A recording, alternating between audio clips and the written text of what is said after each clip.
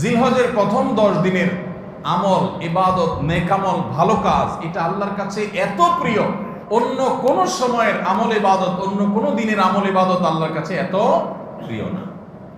জিলহজের প্রথম দশকের এত মর্যাদা কেন বেশি ভাই? ইসলামের যে মৌলিক ইবাদত গুলো আছে প্রায় সব মেইন সব ইবাদত গুলোর সমাহার এই দশকে আপনি খুঁজে পাবেন, এমনকি রমজানেও পাবেন না সব। এই দশক যে মর্যাদার দশক যায়, ফজিলতের দশক যায়, ইবাদতের দশক যায়, জিকিরের দশক যায়, তাকবীরের দশক যায়, নফল রোজার দশক যায়, ধারণাই নেই আমাদের। কি করব আমরা কোরআন এবং হাদিসের আলোকে 11টি আমলের কথা বলতে পারি। এই 11টি আমল এই দশকের জন্য খাস, স্পেশাল। নাম্বার 1 নম্বর এই দশকের আমল হলো বেশি বেশি আল্লাহর জিকির করা। কি করা? বেশি বেশি আল্লাহ জিকির করা। কারণ কোরআনে কারিমে সূরা তাওবাতে আল্লাহ রাব্বুল আলামিন এই দশককে ইঙ্গিত করে বলেছেন যে তোমরা আল্লাহ তাআলার জিকির করো ফি আইয়ামে মাদুদাত, নির্দিষ্ট দিনসমূহে, নির্ধারিত দিনগুলোতে তোমরা আল্লাহর জিকিরে মাশগুল থাকো। এখানে আল্লাহর জিকির যে নির্দিষ্ট দিনগুলোতে রাখার কথা বলা হয়েছে, সেই আয়াতের ব্যাখ্যা আবার তাফসীর ইবনে কাসিরে এবং ইবনে আব্বাস রাদিয়াল্লাহু তাআলা সহ আরো অন্যান্য মুফাসসিরদের থেকে বর্ণিত হয়েছে যে নির্দিষ্ট দিন বলতে জিলহজের প্রথম 10 দিনকে আল্লাহ তাআলা মিন করেছে। এই 10 দিনই তোমরা আল্লাহর জিকিরে বেশি বেশি করে আল্লাহ তাআলার জিকির করো। তাহলে জিকির শুধু না, পরিমাণে বাড়িয়ে বাড়িয়ে বেশি বেশি পরিমাণে জিকির করতে হবে এই দশকে। আল্লাহ তাআলার স্মরণ অন্তরে হবে, মুখে আল্লাহ তাআলার জিকির চলবে, কাজের মাধ্যমে জিকিরের আমল চলবে, অন্তরের স্মরণের মাধ্যমে, মুখে জিকিরের মাধ্যমে। কোরআনের তেলাওয়াত একটা জিকির, তাসবিহ গুলো একটা জিকির, তাহমিদ আল্লাহর প্রশংসা একটা জিকির, এরকম যত জিকির আছে এই দশক হলো জিকিরের দশক। সবচেয়ে বেশি জিকির চলবে, সবচেয়ে বেশি কি চলবে? জিকির চলবে। দ্বিতীয়ত যে আমলটি চলবে তা হলো যে কোনো নেক আমল। কারণ একটু আগে আমরা হাদিস শুনলাম যে নবী করিম সাল্লাল্লাহু আলাইহি ওয়াসাল্লাম বলেছেন মা মিন আইয়ামিন আল্লাহ আমালুস সালিহু ফিহিন্না আহাব্বিলাল্লাহ মিন হাযিহিল আইয়াম। এই জিলহজের 10 দিনের চাইতে অন্য কোন দিনের নেক আমল আল্লাহর কাছে বেশি প্রিয় না। মাস হিসাবে রমজান সবচেয়ে সেরা, আর দিন হিসেবে খুচরা দিনগুলোর মধ্যে রমজানের বাইরে সবচেয়ে সেরা কোনটা?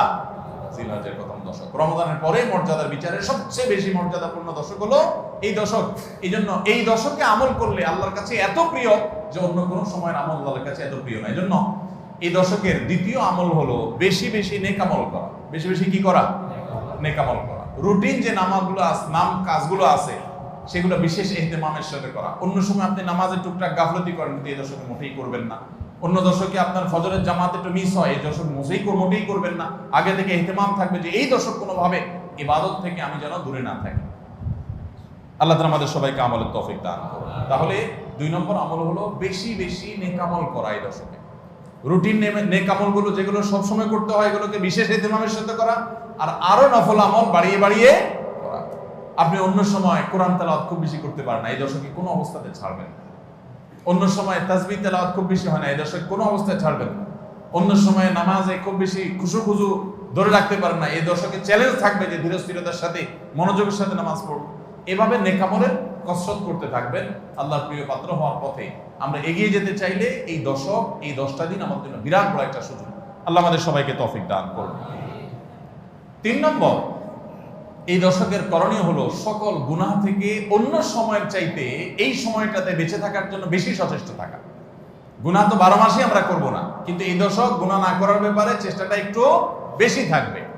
কারণ আপনারা সূরা তাওবার একটা আয়াত শুনেছেন, আল্লাহ রাব্বুল আলামিন সম্মানিত 4 মাসের আলোচনা করে বলেছেন যালিকাদ দীনুল কাইয়্যিম ফালা তাজলিমু ফিহিন্না আনফুসাকুম।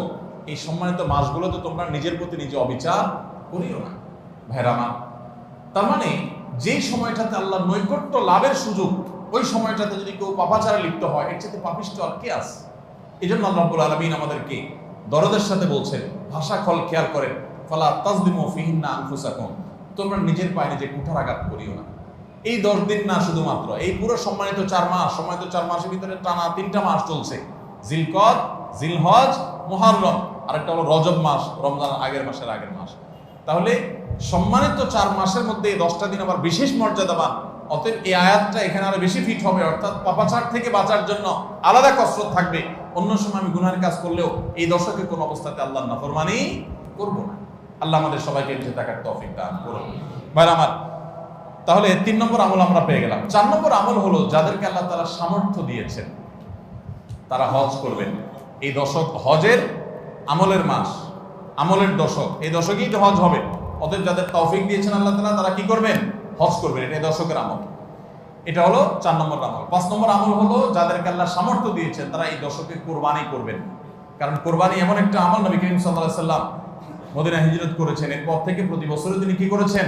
কোরবানি করেছেন। আল্লাহ নির্দেশ করেছেন, ফাসাল্লি লিরাব্বিকা ওয়ানহার, তুমি তোমার রবের নির্দেশ পালনার্থে নামাজ আদায় করো এবং কোরবানি করো।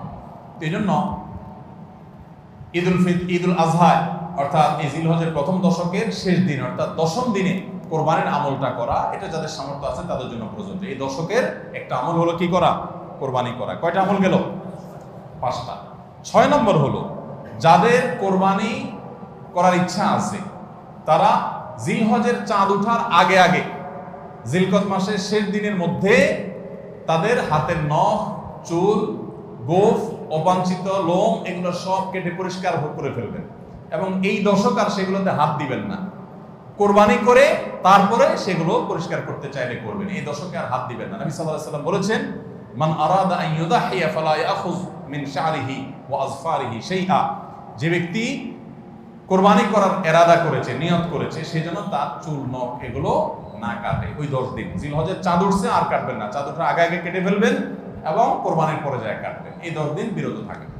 তবে অন্য আরো বিভিন্ন রিওয়ায়াত থেকে, বর্ণনা থেকে বোঝা যায় যে এই আমলটা শুধু যিনি কোরবানি করবেন তিনি নন, যিনি কোরবানি করবেন না, কোরবানি করার সামর্থ্য নাই, তিনি এই আমল করতে পারেন, তাহলে আল্লাহ তাআলা তাকে কোরবানি করার সওয়াব দান করবেন। এমনকি কোন কোন সালাফ, কোন কোন সাহাবী থেকে আমলও বর্ণিত আছে যে বাসার বাচ্চা কাচ্চা যারা আছে তাদেরকেও এই দশকে চুল, নখ ইত্যাদি কাটতে নিষেধ করেছেন। তাহলে চুল, নখ ইত্যাদি কাটা থেকে বিরত থাকা এই 10 দিন, আগে কাটা এবং পরে কাটা, এই 10 দিন না কাটাকাটি না করা, এটা একটা মুস্তাহাব আমল। এবং প্রায় সব ফুকাহায়ে কেরাম এই ব্যাপারে একমত হয়েছে। মাওসুআ ফিকহিয়া কুয়েতিয়ার মধ্যে লেখা হয়েছে যে ইত্তাফাকাল ফুকাহা, সব ফকিহগণ প্রায় একমত যে এই দশকে যিনি কোরবানি করবেন তিনি তো বটেই, কোরবানি যিনি করবেন না তাদের তরফ থেকেও চুল, নখ এগুলা কাটা থেকে বিরত থাকা মুস্তাহাব। তাহলে 6 নম্বর আমল গেল চুল, নখ ইত্যাদি এই দশক না কেটে থাকা। 7 নম্বর আমল হলো এই দশকে বেশি বেশি তাকবীর পাঠ করা। এটা তাকবীরে মুতলাক বলা হয়, সাধারণ তাকবীর। আল্লাহু আকবার, আল্লাহু আকবার, লা ইলাহা ইল্লাল্লাহ, আল্লাহু আকবার, আল্লাহু আকবার ওয়া লিল্লাহিল হামদ। এই তাকবীরটা হলো মিন শাআইরিল ইসলাম, এটাকে আমরা করতে পারি। ইসলামের যে নিদর্শনগুলো আছে সেগুলোর মতো করে এই তাকবীরটা আমরা পাঠ করব। এমন ভাবে পাঠ করব যে অলিতে গলিতে, রাস্তাঘাটে সব জায়গায় তাকবীরের ধ্বনি চলতে থাকবে, কারোর ডিস্টার্ব করে না, মৃদু কণ্ঠে সব জায়গায় গুনগুনিয়ে আমাদের মুখ থেকে তাকবীর চলবে। আপনারা অনেকে হয়তো শুনে থাকবেন সাহাবায়ে কেরাম রিদওয়ানুল্লাহি তাআলা আজমাইনের মধ্যে থেকে কেউ কেউ, আবু হুরায়রা রাদিয়াল্লাহু তাআলা আনহু, আরো কোন কোন সাহাবীর আমল বর্ণিত আছে যে জিলহজের প্রথম দশক শুরু হলে তারা বাজারে চলে যেতেন। বাজারে কেন যেতেন ভাই?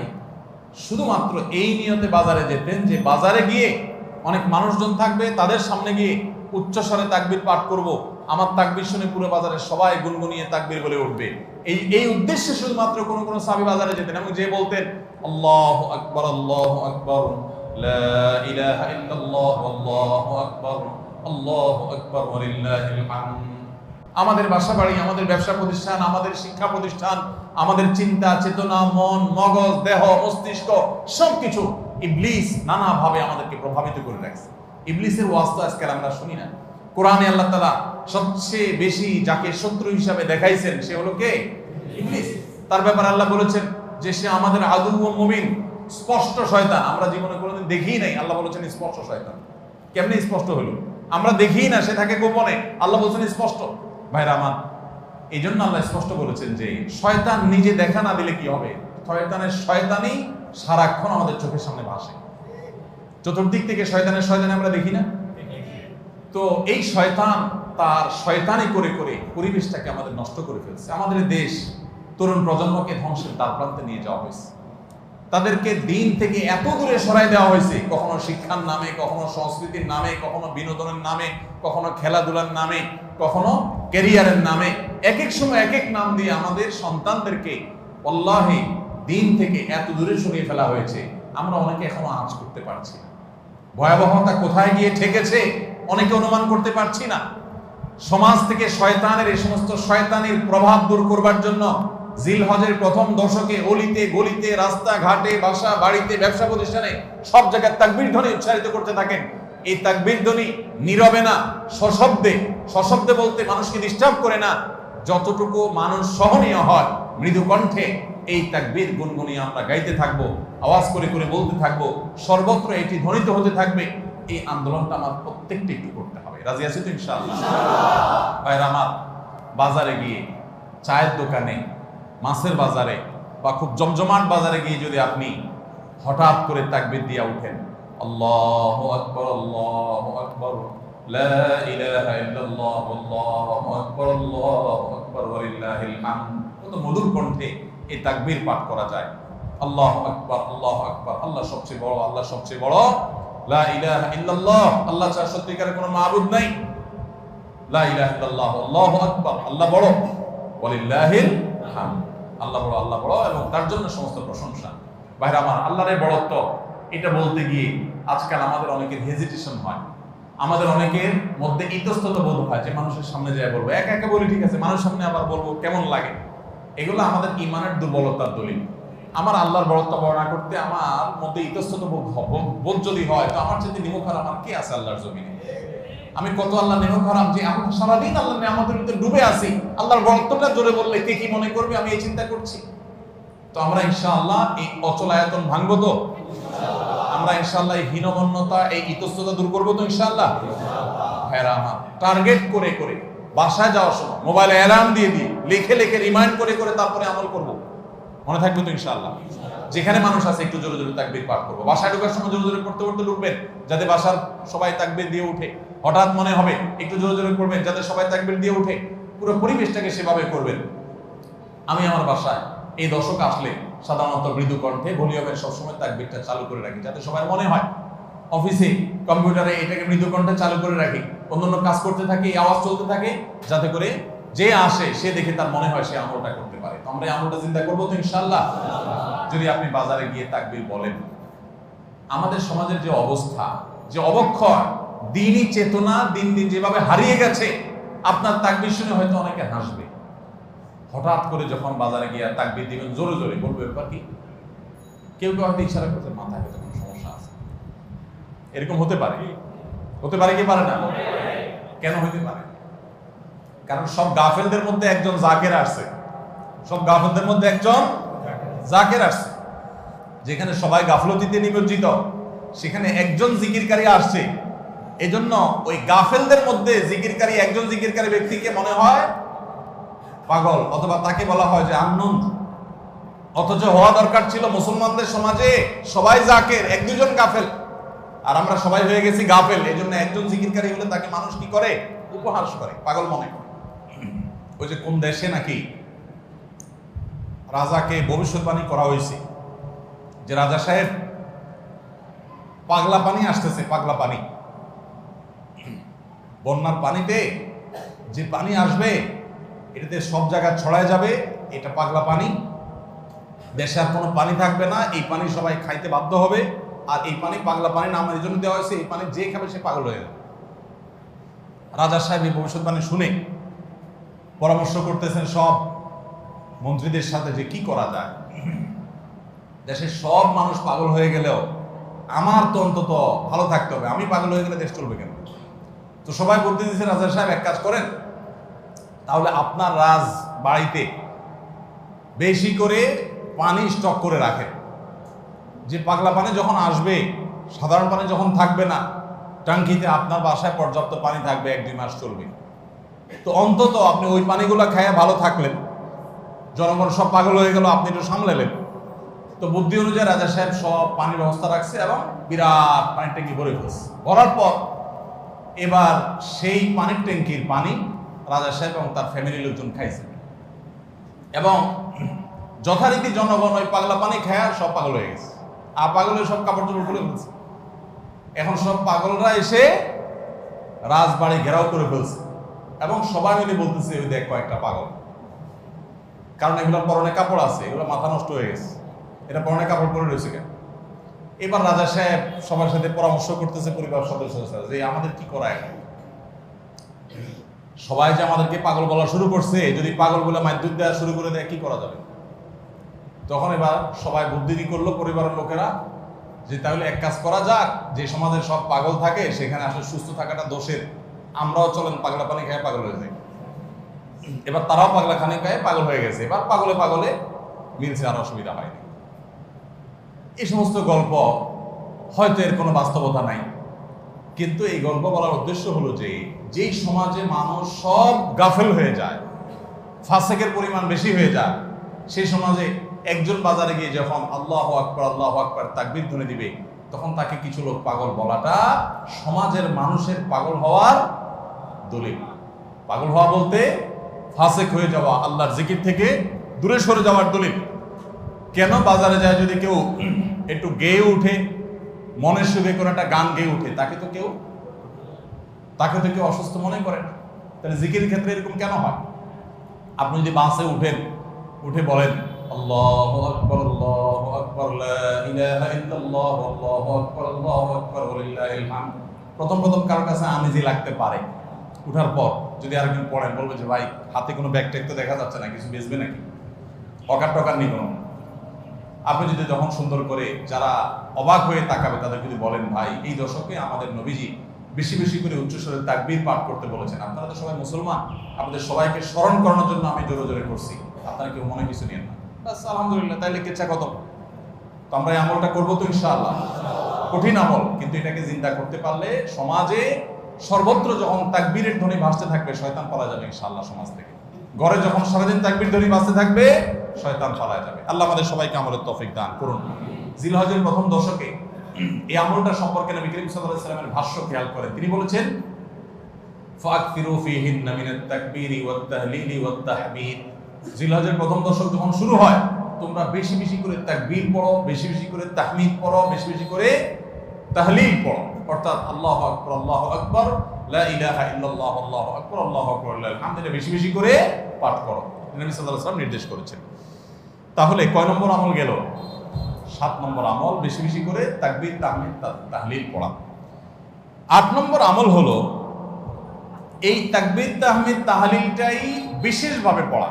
7 নম্বরটা হলো সাধারণভাবে রাত দিন যতক্ষণ পারেন বেশি বেশি পড়বেন, কোনো সময় ফিক্স নাই, এবং 10 দিন ফুল।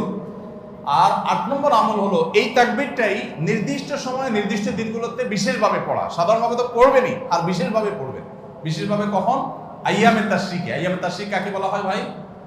জিলহজের 9 তারিখ ফজরের পর থেকে নিয়ে জিলহজের 13 তারিখ আসর পর্যন্ত, জিলহজের 9 তারিখ ফজর থেকে নিয়ে জিলহজের 13 তারিখ আসর পর্যন্ত প্রত্যেক নামাজের পর সবাই যার যার জায়গা, পুরুষরা সরবে আর মা বোনরা বাসা বাড়িতে নীরবে তারা তাকবীর পাঠ করবেন। আল্লাহু আকবার লা ইলাহা ইল্লাল্লাহ আল্লাহু আকবার ওয়ালিল্লাহিল হামদ। প্রত্যেক নামাজের পরে একা একা পড়েন আর জামাতে পড়েন, সর্বাবস্থা। জামাতে পড়লে ইমামের সাথে তাল মিলায় পড়তে হবে জরুরি না, প্রত্যেকে যার যারটা শেষে পড়বেন। মনে থাকবে তো ইনশাআল্লাহ? তাহলে 8 নম্বর আমল হলো আইয়ামে তাশরিক, অর্থাৎ জিলহজের 9 তারিখ থেকে 13 তারিখ পর্যন্ত প্রত্যেক নামাজের পরে তাকবীরগুলো জোরে জোরে পাঠ করতে থাকবো ইনশাআল্লাহ। 9 নম্বর আমল হলো জিলহজের 1 তারিখ থেকে 9 তারিখ পর্যন্ত এই 9 দিনই নফল রোজা রাখা। এই 9 দিনই নফল রোজা রাখা। এই 9 দিন নফল রোজা রাখা সম্পর্কিত একটা হাদিস পাওয়া যায়, এবং এই 9 দিনের নফল আমল সম্পর্কে মওসুআ ফিকহিয়া কুয়েত থেকে প্রকাশিত ফিকহ বিশ্বকোষ, সেখানে বর্তমান সময়ের সবচাইতে অথেন্টিক ফতোয়ার কিতাবগুলোর মধ্যে থেকে, প্রসিদ্ধ কিতাবগুলো থেকে একটা, ফতোয়ার কিতাবগুলো থেকে মওসুআ ফিকহিয়া কুয়েতিয়া, সেখানে লেখা হয়েছে যে ইত্তাফাকাল ফুকাহা, সমস্ত ফকিহগণ এবারে একমত যে জিলহজের 1 তারিখ থেকে 9 তারিখ পর্যন্ত এই 9 দিনই রোজা রাখা মুস্তাহাব। এই 9 দিন রোজা রাখা মুস্তাহাব। বিভিন্ন বর্ণনায় এটি প্রমাণিত হয়, যদি সে বর্ণনাগুলো কোনটা সনদি মুহাদ্দিসরা একটু আপত্তি তুলেছেন, কিন্তু ফুকাহা কেরাম এই ব্যাপারে রেকমেন্ড করেছেন যে এই 9 দিন রোজা রাখা মুস্তাহাব। যেহেতু জিলহজের প্রথম 10 দিনের পুরো 10 দিনই ইবাদত আল্লাহর কাছে প্রিয়, অতএব নফল আমল, রোজাও একটা নফল আমল, সেই হিসাবে রোজাটা অটোমেটিকও চলে আসে। এই জন্য 9 নম্বর আমল হলো জিলহজের 1 থেকে 9 তারিখ পর্যন্ত এই দিনগুলো কি করা? রোজা রাখা। 10 নম্বর আমল হলো স্পেশালি বিশেষভাবে আরাফার দিনে অর্থাৎ জিলহজের 9 তারিখে রোজা রাখা। জিলহজের 9 তারিখে কি করা? রোজা রাখা। প্রথম 9 দিন সাধারণ, আর বিশেষভাবে 9 তারিখের গুরুত্ব আরো বেশি, কারণ নবী করিম সাল্লাল্লাহু আলাইহি ওয়াসাল্লাম বলেছেন সিয়াম ইয়াউমি আরাফা আহতাসিবু আলাল্লাহি আন ইউকাফিরা আস-সানাতাল্লাতী ক্বাবলাহা ওয়াল্লাতী বা'দাহা। আরাফাত দিনের রোজা অর্থাৎ জিলহজের 9 তারিখের রোজা, এই রোজা সম্পর্কে আল্লাহর কাছে আমার ধারণা, আল্লাহর প্রতি নবী সাল্লাল্লাহু আলাইহি ওয়াসাল্লাম বলছেন যে আমার ধারণা যে এই রোজার বিনিময়ে আল্লাহ তাআলা 1 বছর পূর্বের আর 1 বছর পরের অর্থাৎ আগামী 1 বছর এবং গত 1 বছর গুনাহ আল্লাহ তাআলা মাফ করে দিবেন।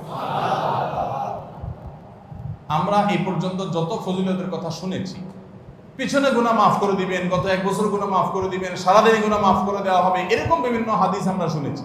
কিন্তু এরকম কোন হাদিস কেউ হয়তো আমরা এই হাদিস ছাড়া আরেকটা হাদিস শুনি নাই যে 1 বছর অগ্রিম গুনাহ মাফ করবেন। যদি আল্লাহ তাআলা কাউকে হায়াত দেন তিনি 1 বছরের গুনাহ মাফ পেয়ে যাবেন। কোন হাদিস বেত্তাগণ বলেন যে হাদিসের মধ্যে ইশারা পাওয়া যায় যে কেউ যদি আরাফাতের রোজা রাখার তৌফিক পায় হয়তোবা আগামী 1 বছর হায়াত পাওয়ার তৌফিক হবে তার। যদিও এটা জাস্ট একটা ব্যাখ্যা, এটা এমন না যে হাদিসে বলা হয়েছে আলাদা গ্যারান্টি দিয়ে, এরকম না। অতএব ব্যত্যয় ঘটলে করতে পারে। কথা বুঝে আসছে ভাই? তো এই জন্য এই আরাফাত দিনের রোজা এটা আমরা মিস করবো না ইনশাআল্লাহ। তাহলে 10 নম্বর আমল হলো জিলহজের 9 তারিখের রোজা। 11 নম্বর আমল হলো ঈদুল আজহার সমস্ত সুন্নাতগুলো আমল করা। ঈদুল আজহার অনেকগুলো সুন্নাত আছে না, এই সুন্নাহগুলো সবগুলো আমল করা। ঈদুল আজহার যে সুন্নাহগুলো আমল সাধারণত হয় না, গোসল আমরা করি, সুগন্ধি আমরা ব্যবহার করি, আলহামদুলিল্লাহ, অন্য অনেক সুন্নাত আমরা আমল করি, কিন্তু যে সুন্নাতের আমল সাধারণত হয় না তার ভিতরে একটা হলো ফজরের নামাজ মহল্লার মসজিদে এসে পড়া, ভোর রাতে আগে আগে উঠা। অন্য সময়ের চাইতে ঈদের দিন ফজরের মুসল্লি আরো আমাদের মসজিদে কম থাকে, কারণ চাঁদ রাতে তামাশা করে বেড়ায়, ফজর নামাজ মিস হয়ে যায়। তো ইমানদার সেটা করতে পারেন না। ঈদের সুন্নাহটা বিশেষভাবে আদায় করার চেষ্টা করা দরকার, অর্থাৎ জামাতের সাথে ফজর নামাজ পড়া দরকার, আগে আগে উঠা দরকার। ঈদের দিনের সুন্নাতগুলোর মধ্যে থেকে একটা। আরেকটা সুন্নাত আমাদের অবহেলিত, আদায় হয় না, সেটা হলো ঈদুল আজহা হোক আর ঈদুল ফিতর হোক, ঈদের নামাজ মাঠে পড়ার চেষ্টা করা দরকার। কোথায়? মাঠে। মাঠ এখন কম, বিশেষ করে শহর এলাকাতে মাঠ একটু কম, কিন্তু যেগুলো আছে সেগুলো যদি সঠিকভাবে সবগুলোকে ব্যবহার করা হয় তাহলে অনেক জায়গায় সুন্নাহ জিন্দা হয়। আমরা ঈদের নামাজ মসজিদে পড়ি, কেন পড়ি? একটা অজুহাত দেই, মাঠ কম। এই অজুহাত সব ক্ষেত্রে গ্রহণযোগ্য না এবং সঠিক না। অনেক জায়গায় মাঠ থাকা সত্ত্বেও মানুষ মসজিদে নামাজ পড়ে, কারণ সব মহল্লার মানুষ আলাদা আলাদা নিজেরা একটু মাতবরি করতে চায়। আমরা আবার আরেক জায়গায় নামাজ পড়তে যাবো, আমাদের একটা বাঁকাবাদি থাকে। এই রোগ মসজিদে ঢুকে গেছে, মসজিদ কমিটির লোকদের মধ্যে রোগ ঢুকে গেছে। তারাই কোরবানি করতে রাজি না যে আমরা এখানে জমাত করবো না, চল আমরা সবাই মিলে বড় একটা মাঠে করি। বড় মাঠে কয়েক মসজিদের মুসল্লিরা একসাথে নামাজ আদায় করার যে সৌন্দর্য আছে, এই সৌন্দর্য মসজিদের মধ্যে ঈদের নামাজ পড়ার মাধ্যমে নাই। এই জন্য ভাইরা মাঠে ঈদের নামাজ জিন্দা করার চেষ্টা করতে হবে ইনশাআল্লাহ। চেষ্টা করা যাবে না ইনশাআল্লাহ? তাই বলে আবার রাস্তাঘাট আটকায় মানুষের অসুবিধা হয় সেভাবে করে ঈদের নামাজ ব্যবস্থা করেন না।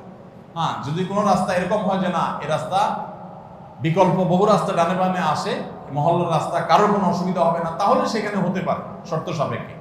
কিন্তু সাধারণত রাস্তা নয়, বরং আমাদের নামাজ পড়তে হবে কোথায়? মাঠে। এবং ঈদের নামাজ মসজিদে আদায় করবেন না, মাঠে আদায় করবেন। এই আওয়াজটা সর্বত্র তোলা দরকার। শহর তো বটেই, গ্রামে পর্যন্ত এখন প্রত্যেক মসজিদের নামাজ হয়। কেউ কাউকে মানতে রাজি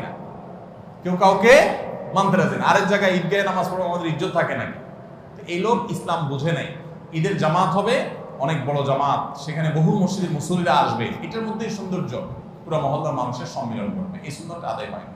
ঈদুল আজহার আরেকটা সুন্নাত অবহেলিত, সেটা হলো ঈদুল আজহায় আমরা জানি যে প্রথম খাবার ঈদুল আজহার কোরবানির গোশত দিয়ে হবে, এটা সুন্নাত। ওমর রাদিয়াল্লাহু তাআলা থেকে একটা রওয়ায়াত বর্ণিত আছে যে আল্লাহ তাআলার উদ্দেশ্যে কোনো কিছু দান করলে এটা নিজে ভোগ করা যায় না। যায়? আপনি আল্লাহকে খুশি করার জন্য আল্লাহর ওয়াস্তে কিছু দিয়ে দিয়েছেন, এটাকে নিজে খাওয়া যায়? এটা আপনি গরিবকে দিয়ে দিবেন, মসজিদে দান নিয়াত করলে মসজিদকে দিয়ে দিবেন, আপনি নিজে ভোগ করতে পারবেন না। শুধু কোরবানি এবং আকিকা এই দুইটা আমল আছে যে এই দুইটা আমল আল্লাহকে খুশি করার জন্য জবাই করার সময় বলছেন বিসমিল্লাহ আল্লাহু আকবার, আল্লাহুম্মা লাক মিনকা ওয়া লাক, আল্লাহ আপনার তরফ থেকে আবার আপনার উদ্দেশ্যেই কোরবানি করলাম, আমার কোনো ধান্দা নাই। অথচ আবার ঠিকই ওইটার গোশতটা আল্লাহ আপনাকে খেতে দিয়েছে, কারণ এটা আল্লাহর পক্ষ থেকে সাদাকা, আল্লাহর পক্ষ থেকে মেহমানদারি, যে আল্লাহ আপনার থেকে কবুল করেছেন এবং বলেছেন বান্দা আমি বুঝে পাইছি এবার তোমাকে দিছি, তুমি খাও। তো এই জন্য আল্লাহর মেহমানদারি দিয়ে দিনের প্রথম খাবার গ্রহণ করা, যাতে করে ক্ষুধার্ত থেকে খাবারের প্রতি আগ্রহী হন আপনি এবং আল্লাহর মেহমানদারি দিয়ে প্রথম খাবার খান আপনি, এটা সুন্নাত।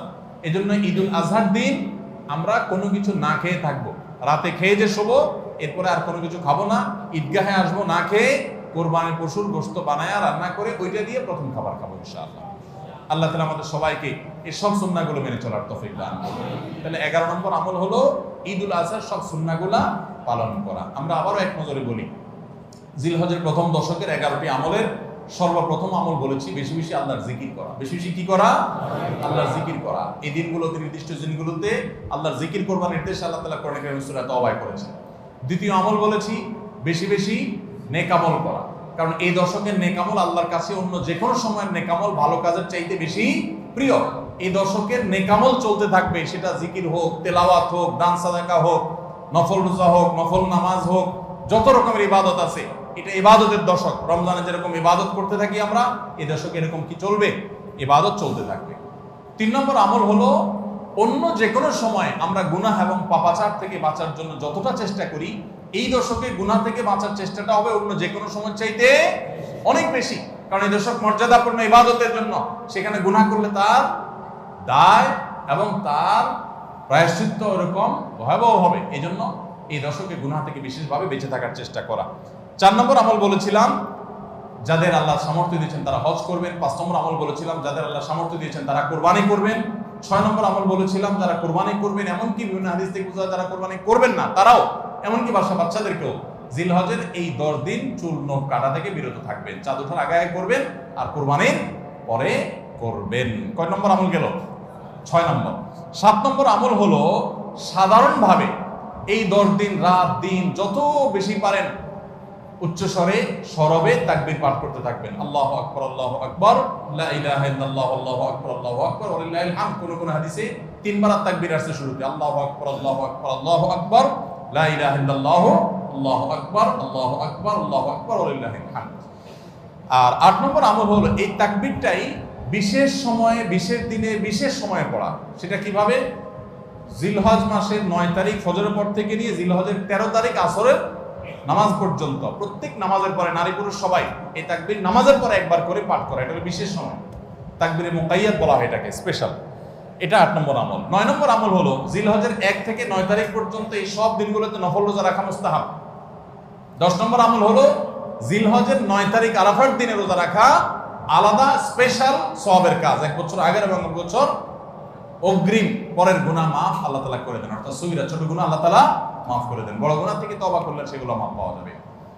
আর 11 নম্বর আমল হলো যে ঈদের দিনে যত সুন্নাহ আছে সব সুন্নাহগুলো সঠিকভাবে পালন করব। আল্লাহ রাব্বুল আলামিন আমাদের সবাইকে জিলহজের এই 10 দিনের ফজিলত এবং মর্যাদা প্রতি মুহূর্তে স্মরণ করার তৌফিক দান করুন। আমিন। এই দশক যে মর্যাদার দশক যায়, ফজিলতের দশক যায়, ইবাদতের দশক যায়, জিকিরের দশক যায়, তাকবীরের দশক যায়, নফল রোজার দশক যায়, ধারণাই নাই আমাদের, মনেই থাকে না। অনেক মানুষ আছে জিজ্ঞেস করলে ভাই তার হাবভাব দেখলে রুটিনের ভিতরে কোনো পরিবর্তন নাই। অন্য সময় ফজরে গাফলতি, এই দশকেও গাফলতি। আরে ভাই রমজান মাসে তো মানুষ বেনামাজিও নামাজ পড়ে, মাশাআল্লাহ, ঠিক না ভাই? ঠিক। যে লোক বখিল সেও টুকটাক দান করে, যে কখনো মসজিদে আসে না সেও মসজিদে আসে, যে কোরআন ছুঁয়ে দেখে না সেও একটু কোরআন ছোঁয়, কারণ রমজান ইবাদতের মৌসুম চলছে। তাহলে জিলহজের প্রথম দশকে এরকম ইবাদতের ছিটাফোঁটা, ইবাদতের কোনো আবহ, ইবাদতের কোনো পরিবেশ, ইবাদতের কোনো আলামত, এর কোনো আপনার চিহ্ন আমাদের সমাজে, আমাদের পরিবারগুলোতে দেখা যায় না। তাহলে এই দশক ইবাদতের অত্যন্ত ফজিলতপূর্ণ দ্বিতীয় বৃহত্তর মৌসুম হওয়া সত্ত্বেও অবহেলিত দশক, অজানা দশক। এই আমলগুলো হারিয়ে যাচ্ছে সমাজ থেকে। এগুলোকে জিন্দা করবো তো ইনশাআল্লাহ। আমরা সবাই এক একজন যার যার দায়িত্বে কমপক্ষে 5 জন মানুষকে আমরা সচেতন করবো ইনশাআল্লাহ। ঠিক আছে তো ইনশাআল্লাহ ভাই? এই বিষয়গুলো আমরা অন্যদের মাঝে শেয়ার করব। আমরা আমাদের ফাউন্ডেশন থেকে যে লিফলেট করেছি আপনারা নিজের উদ্যোগেও করে নিতে পারেন। আপনারা চাইলে আমাদের ফাউন্ডেশনের যে কেউ গেলে যতগুলো কপি লাগে আপনারা নিয়ে নিতে পারবেন, আপনার মসজিদগুলোতে আপনারা বিতরণ করবেন। রাস্তা রাস্তা দোকানে দোকানে হেঁটে হেঁটে মানুষকে হ্যান্ডবিল দিবেন এবং মানুষকে বলবেন ভাই একটু পড়ে দেখবেন এবং আমল করবেন। যদি আমরা এই আমলটা সমাজে চালু করতে পারি আমরা সাকসেস ইনশাআল্লাহ। চেষ্টা করা যাবে তো ইনশাআল্লাহ।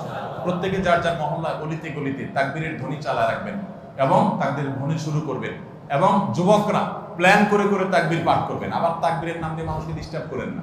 মিছিল করতে করতে আল্লাহু আকবার আল্লাহু আকবার দিতে দিতে গেলেন, মানুষ মোবাইলে কথা বলতে পারলো না, এই ডিস্টার্ব আবার করা যাবে না, খবরদার। ইসলাম আমাদেরকে ব্যালেন্স শিক্ষা দিয়েছে, কোনো আমল করতে গিয়ে কাউকে কষ্ট দেওয়া যাবে না। সবাই চেষ্টা করবো তো ইনশাআল্লাহ। আল্লাহ তাআলা আমাদের সবাইকে আমলের তৌফিক দান করুন। জাযাকুমুল্লাহ খাইর। আস-সুন্নাহ ফাউন্ডেশন, উম্মার স্বার্থে সুন্নাহর সাথে।